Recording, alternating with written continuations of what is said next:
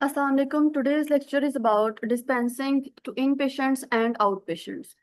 So, firstly, we have what is the inpatient? A patient who stays in a hospital while under treatment overnight or for an intermediate time, usually several days, is called inpatient. वो patient जो या तो overnight या फिर कुछ time period के लिए एक स्पेसिफिक हॉस्पिटल के अंदर जो है एडमिट रहा है, उस पेशेंट को हम कहते हैं इनपेशेंट। और उस पेशेंट को ट्रीटमेंट प्रोवाइड किया गया है, केयर प्रोवाइड की गई है, तो उस ट्रीटमेंट या उस केयर को हम कहेंगे inpatient care. What is outpatient? A patient who receives medical treatment without being admitted to a hospital is called outpatient. Treatment provided to is called ambulatory care. अब एक ऐसा patient जो सिर्फ और सिर्फ कोई consult करने के लिए हॉस्पिटल के अंदर आया है, कोई मेडिकल ट्रीटमेंट रिसीव करने के लिए हॉस्पिटल के अंदर आया है, कोई स्पेसिफिक इंजेक्शन लगवाने के लिए, मेडिसिन लेने के लिए या एक रेगुलर चेकअप करवाने के लिए, और वो पेशेंट जो है हॉस्पिटल के अंदर एडमिट नहीं हुआ, तो इस तरह के जो पेशेंट हैं उन्हें हम कहते हैं आउट पेशेंट्स। और उनको जो भी ट्रीटमेंट या केयर प्रोवाइड किया जाता है उसे हम कहते हैं ambulatory care. Then we have the definition of dispensing. Dispensing is a pharmacy act and consists of the removal of two or more doses from a bulk drug container. क्या कर रहे हैं हम? एक या एक से ज्यादा जो डोज है उसे बल्क ड्रग कंटेनर से रिमूव कर रहे हैं, और उस डोज को हम एक सेपरेट कंटेनर या फिर किसी इन्वेलप के अंदर जो है डालकर पेशेंट को यूज करने के लिए दे रहे हैं। इस प्रोसेस को कहते हैं डिस्पेंसिंग। अब आपने जो मेडिसिन हैं या ड्रग प्रोडक्ट्स हैं उसे किस तरह से जो है डिस्पेंस करना है टू द इन पेशेंट्स।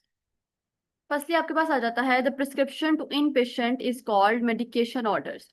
वो प्रिस्क्रिप्शंस जो उन पेशेंट्स को दी जाती हैं जो हॉस्पिटल के अंदर एडमिट हैं उन्हें कहते हैं, उस प्रिस्क्रिप्शन को कहते हैं medication order.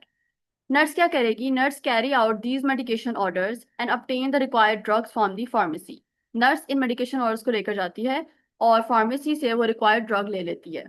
In the pharmacy, these required drugs might have to be prepackaged in a proper quantity for use by the nurse to administer to the patient, compounding or manufactured, labeled properly. अब pharmacy के अंदर क्या होगा? वो prescription जिसके अंदर एक specific drug लिखी हुई है देने के लिए, उसे पहले प्री पैकेज किया जाएगा अच्छे से, उसे कंपाउंड करना है तो कंपाउंड किया जाएगा, उसके ऊपर लेबल लगाया जाएगा प्रॉपरली, और नर्स को दे दिया जाएगा कि वो जाकर जो पेशेंट है उन्हें एडमिनिस्टर करते हैं वो एक स्पेसिफिक ड्रग।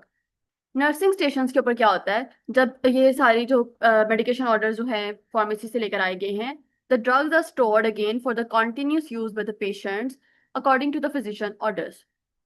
अब जो फिजिशियन ने प्रिस्क्रिप्शन लेकर दी थी, आप नर्स जो है वो मेडिकेशन ऑर्डर लेकर फार्मेसी पे गई, उसने वहां से सारी की सारी जो ड्रग्स थी, पैकेज ड्रग्स थी, उनको रिसीव किया और आकर अब नर्सिंग स्टेशन के ऊपर उन ड्रग्स को स्टोर कर दिया।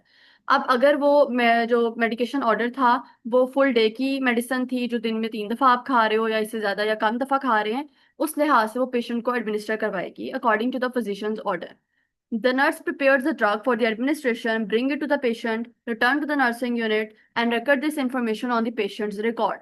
नर्स जो है वो नर्सिंग स्टेशन से वो दवाई लेगी, पेशेंट को एडमिनिस्टर करवाएगी, ठीक है, और उसके बाद जो बाकी की डोजेस हैं वो वापस लाकर जो नर्सिंग स्टेशन है वहां पे रख देगी नर्सिंग यूनिट्स में, और इस इंफॉर्मेशन को रिकॉर्ड में लिखेगी कि मैंने ये जो है मेडिसिन इतनी दफा या इतनी डोज है इस स्पेसिफिक पेशेंट को एडमिनिस्टर करवा दी है।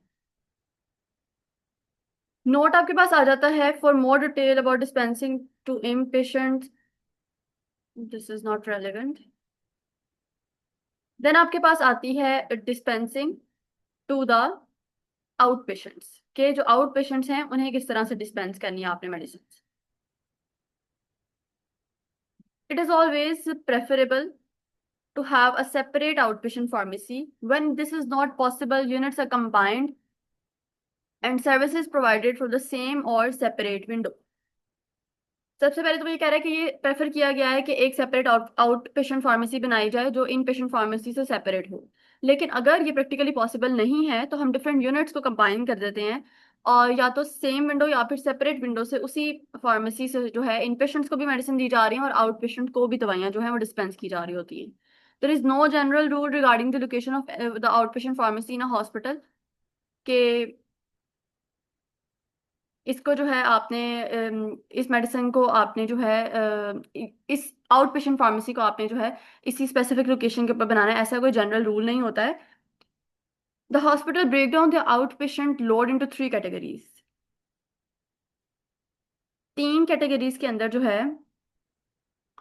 इसे डिवाइड किया गया है। The first one is the primary care, then we have